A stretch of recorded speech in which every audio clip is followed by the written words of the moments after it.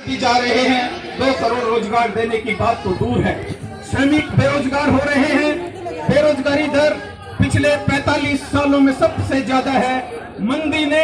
आर्थिक मंदी ने पूरी अर्थव्यवस्था को गिरफ्त में ले लिया है। इसमें आपकी सरकार उद्योगपतियों को अरबों खरबों रुपए के राहत पैकेज दे रही है, जिसकी कीमत देश के मजदूर, कर्मचारियों व आम लोगों से वसूली जा रही है।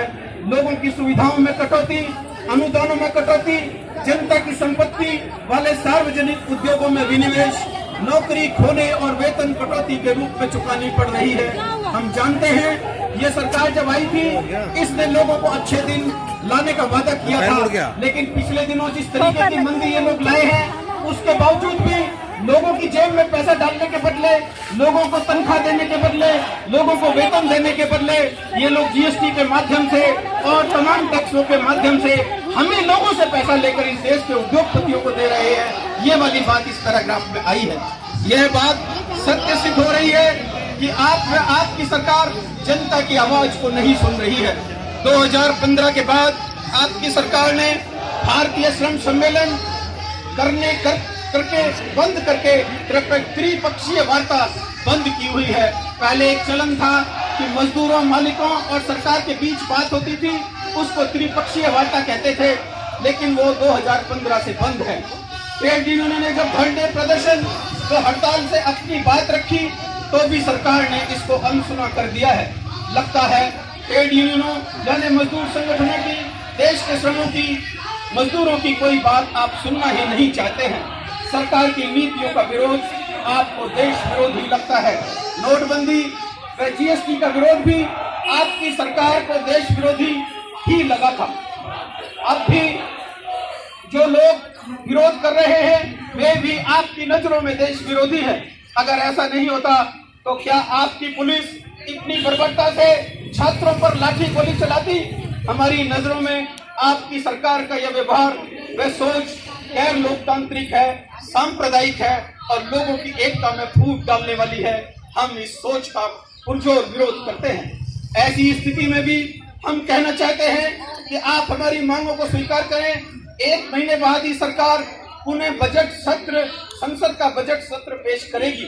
हम चाहते हैं कि यह सरकार मजदूरों, कर्मचारियों व लोगों को ज्यादा से ज्यादा राहत दे, ताकि उनके जीवन में कुछ राहत आ सके।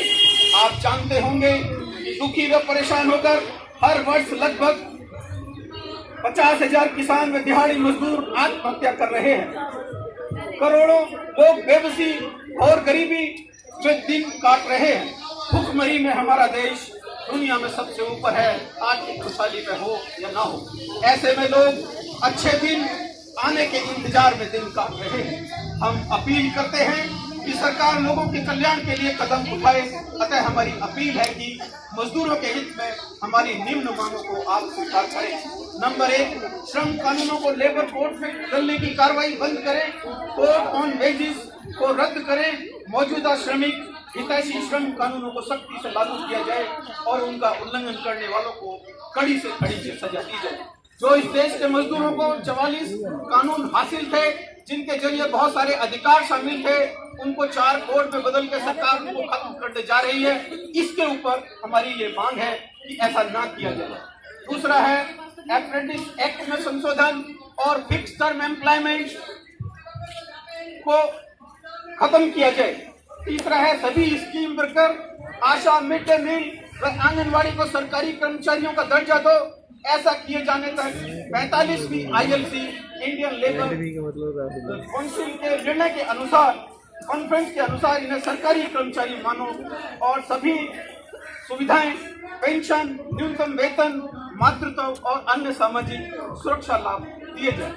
चौथी मांग है शिक्षा, स्वास्थ्य, बिजली, पानी, परिवहन जैसे जन कल्याण के क्षेत्रों, रेलवे, प्रतिरक्षा, उत्पादन और अन्य सरकारी प्रतिष्ठानों व विभागों तथा ऑनकोर, एयर इंडिया जैसे सार्वजनिक महत्व के संस्थानों और अन्य ऐसे ही सभी संस्थानों को प्राइवेट हाथों को बेचना बंद करो। उनका निजीकरण, निगमीकरण और विनिवेशीकरण करना बंद करो। नई पेंशन योजना रद्द करो और सभी कर्मचारियों के लिए डिविडेंड बेनिफिट आधारित पुरानी पेंशन योजना लागू करो।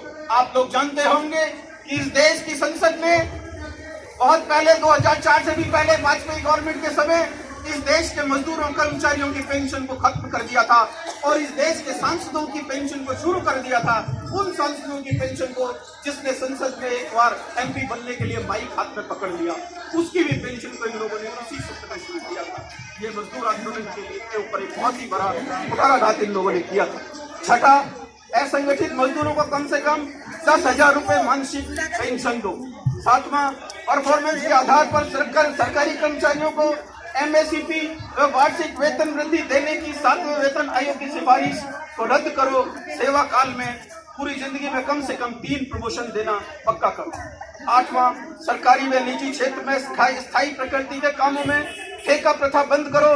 ठेका, अनुबंधित व टीएस गृह मंत्री ने के आदेश पर ये जो यूनिवर्सिटी के बच्चों को किस प्रकार से मारा, लाठियां तोड़ी, उन पर खून से और लुहान उनको कर दिया।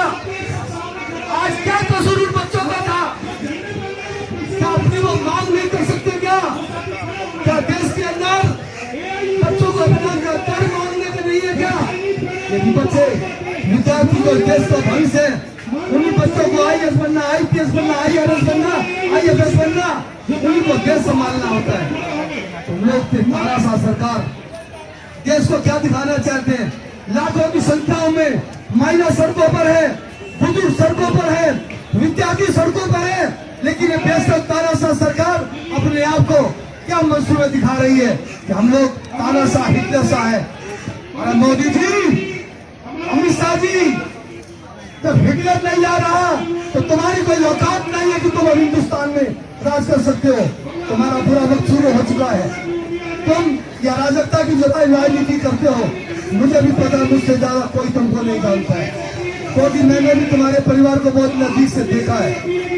जो तुम्हारे खिलाफ बोलेगा तुम उसके खिलाफ मीटिंग लगा दोगे। तुम्हारे खिलाफ कोई देश के हित में बात करेगा, उसके खिलाफ सीबीआई लगा दोगे। देश के नेताओं से भी आह्वान करना चाहता हूँ तो बहुजन समाज पटरी पाएंगे, वो भिखमंगों की तरह रहेंगे, कहाँ रहेंगे? वो जिस औलाद को पाल पोस रहे, पढ़ा लिखा रहे, उसको तो नौकरी नहीं मिल रही है। मोदी जी ने वादा किया था, यही दिल्ली यूनिवर्सिटी में, दिल्ली यूनिवर्सिटी के विद्यार्थियों को पागल बनाने के लिए, मूर्ख बनाने के लिए कहा था, देखो भाई, हिंदुस्तान का नौजवान 100 में से 65 जवान, हिंदुस्तान का जो नागरिक है, हिंदुस्तान में 135-30 करोड़ जो लोग रहते हैं, इनमें से 100 में से 65 जवान, और चीन में बूढ़े हैं। लेकिन आपको जवानी में ही ये कांग्रेस सरकार बूढ़ा कर रही है, आपको नौकरी नहीं दे रही। आप मुझे मौका दीजिए। दिल्ली यूनिवर्सिटी के स्टूडेंट्स को बोला 2 करोड़ रोजगार हर साल देंगे, 2 लाख भी हर साल दे रहे हैं, 2 करोड़ की बात छोड़िए, और ऊपर से गाड़ी दे रहा है, सुंदर गाड़ी दे रहा है, अच्छे शब्दों में दे रहा है। नौकरी कैसे दें? आप काबिल नहीं हैं, आप काबिल नहीं हैं, स्किल्ड नहीं है। स्किल्ड अंग्रेजी का लफ्ज बोलते हैं, पहले कहते थे हिंदी, हिंदू, हिंदुस्तान, ऐसा बोलते हैं, आजकल अंग्रेजी में बोल रहे हैं। स्किल्ड नहीं है आप, तो आप स्किल्ड नहीं है, आप हुनरमंद नहीं है, आपके अंदर योग्यता नहीं है, इसलिए कहां से रोजगार दें? मैं आपको जिक्र करूं, मैं हरियाणा से आता हूं, बगल से। हरियाणा की भाजपा सरकार ने कुछ 4th क्लास की नौकरी दी, कुछ नौकरियां दी चुनाव से पहले, रेवड़ियां माती। वो 4th क्लास में नौकरी में सिलेक्शन किसका हुआ? 4th क्लास किसके लिए होता है? 5वीं पढ़ने का मौका नहीं मिला, गरीब माँ बाप थे, 8वीं पढ़ा तो उनको चलो 4th क्लास की नौकरी मिल गई। लेकिन किसको नौकरी मिली? आप सुन के दंग रह गए। ज्यादा से ज्यादा बच्चे उन्होंने बीटेक पास, इंजीनियर जिसको बीटेक 4 साल में इंजीनियरिंग पास होती है, वो बच्चे हुनरवान नहीं है, वो बच्चे होनहार नहीं है, उनको स्किल्ड नहीं है, उनका योग्यता नहीं है। इस देश में तो बहनों डॉक्टर, एमबीबीएस से ऊपर एमडी, एमएस, वो भी बेरोजगार। ये जितने प्राइवेट हॉस्पिटल हैं, मामूली तनख्वाह में, सभी के तो माँ बाप के पास इतना पैसा नहीं है ना कि वो बड़ा हॉस्पिटल खोल के खड़ा हो जाए छोटी छोटी तनख्वाहों में। हमारी बहनें जो आई NHM स्कीम, राष्ट्रीय स्वास्थ्य मिशन या राष्ट्रीय ग्रामीण स्वास्थ्य मिशन, आप जो नर्सिंग काम करते हैं, जो पहले कभी सरकारी नौकरी में आ गए, आज उनको क्या दे रहे हैं? नर्सिंग स्टाफ को क्या दे रहे हैं? इसी तरह से डॉक्टर्स को क्या दे रहे हैं? आज डॉक्टर भी बेरोजगार। डॉक्टर काबिल नहीं है क्या? डॉक्टर स्किल्ड नहीं है क्या? डॉक्टर हुनरवान नहीं है क्या?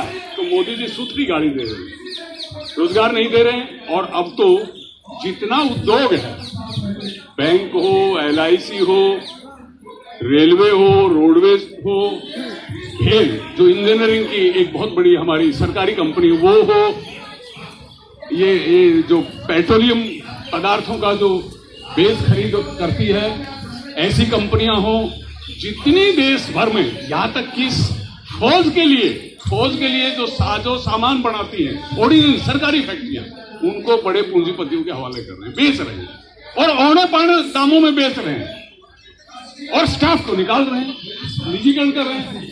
अभी हर स्टेट में जो फैक्ट्रियां, बहुत सारी फैक्ट्रियां बंद हो गई। क्यों बंद हो गई? कि खरीदने की ताकत लोगों की नहीं है, उनका माल नहीं बिक रहा है, तो कहते इतने मजदूरों को हम क्यों रखें?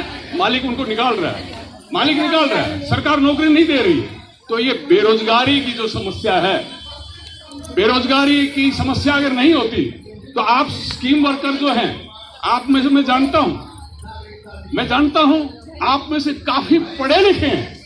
हरियाणा में आंगनबाड़ी के लिए आप जानते हैं, एक पीएचडी लड़की आके खड़ी हुई और रो रही है कि मुझे सेलेक्ट करो, मेरा घर में बहुत खराब स्थिति। प्राइवेट स्कूलों में जाकर अक्सर जो प्रिंसिपल जो हमको जानते हैं, वो आते हैं कि एक पोस्ट निकाली हमारे स्कूल में, उसके ऊपर बहुत सारे लड़कियां और लड़के आए, सभी रो रहे हैं, निवेदन कर रहे हैं कि हमको नौकरी दो, हमारा घर में ये स्थिति है, हमारा घर में ये स्थिति है। तो आज ये जो बेरोजगारी, तो मैं कह रहा था आप में से भी स्कीम वर्कर्स बहुत सारे पढ़े लिखे हैं। अगर वास्तव में इस देश में न्याय होता और सही रोजगार होता तो आपको स्कीम वर्कर की जरूरत नहीं थी, उसके लिए और कोई और आता, आप और बेटर एम्प्लॉयमेंट में जा सकते थे। आपकी योग्यता है। रोज पहले ग्रामीण बैंक वाले भी और दूसरे बड़े बैंकों वाले यहाँ आके वो भी नारा लगा रहे थे। आज लेबर राइट्स जिसको कहते हैं, यूनियन बनाने का अधिकार कहते हैं, यूनियन बना के अपनी आवाज उठाने का अधिकार कहते हैं, मांग पत्र पेश करने का अधिकार कहते हैं, उन अधिकारों को ऊपर डाका डाला जा रहा है। ये अधिकार देखिए, हम लोग अंग्रेज के गुलाम थे और उस गुलामी के खिलाफ हमारे बड़ों ने बहुत सारी कुर्बानियां दी। आपको मालूम हो नहीं हो, नेताजी सुभाष चंद्र बोस का आपने नाम सुना है।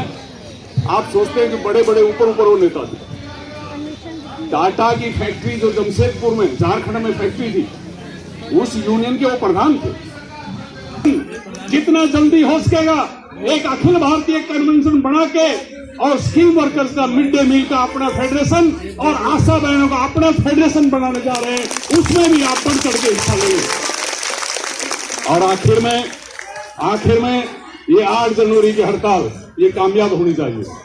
ये 8 जनवरी की हड़ताल कामयाब होनी चाहिए। इसमें सभी हैं जो बड़े कर्मचारी हैं, जिनका आपके मुकाबले थोड़ी ज्यादा तनख्वाह है, ज्यादा सुविधाएं हैं, उनकी भी ये लड़ाई है। फैक्ट्री का मजदूर, उसकी भी लड़ाई है। कच्चा मजदूर उसकी भी है, पक्का मजदूर उसकी भी है। आप जो स्किल वर्कर्स बने हैं, इनकी भी लड़ाई है। पूरा देश का खेत का मजदूर जो काम करता है। और आपको खुशी की बात होगी कि कर्मचारी और मजदूरों के इस 8 तारीख की हड़ताल को समर्थन दिया है किसानों ने भी। किसान भी ग्रामीण भारत बंद का नारा दिया है। तो ये मिलके अगर हम ताकत के साथ, एकता के साथ, इस सब के लिए एकता चाहिए। वो एकता कहां से आएगी? वो एकता कोई जेब से तो आती नहीं है। अगर परिवार में मैं ऐसा काम करूं, मैं बड़ा भाई हूं और मैं ऐसा काम करूंगा, छोटा भाई मेरे साथ आएंगे? नहीं, तो परिवार चलेगा। तो बड़ा की जिम्मेदारी सबसे ज्यादा होती है ना। लेकिन हमारा देश में हमारे सरकार क्या कर रही है? उनको मालूम है आप यहाँ इकट्ठा हुए हैं। उनको ये भी मालूम है सिर्फ आप नहीं, राज्य में इस तरह से इकट्ठा हो रहे हैं। उनको मालूम है हर तरह का वर्कर अपने अधिकारों के लिए लड़ रहा है और अपने ट्रेड यूनियन अधिकारों को, यूनियन अधिकारों को जाने नहीं देगा। इसलिए वो शैतान, अंग्रेज ने शैतानी की चाल चली थी हिंदुस्तान में हिंदू और मुसलमान का झगड़ा पैदा किया था, एक विशाल इंडिया को टुकड़ा टुकड़ा करके रख दिया। आज कुत्ता बिल्ली की तरह हमको लड़ाया जा रहा है। आज वो हमको जात पात में बांट रहे हैं। आज हमको जात पात में बांट रहे हैं, हमको धर्म के नाम पर बांट रहे हैं, हमको भाषा और बोली के नाम पर बांट रहे हैं, यहां तक कि पहनावा के रूप में बांट रहे हैं, पहनावा के रूप में बांट रहे हैं। बांटने में कोई कसर नहीं रह रही है।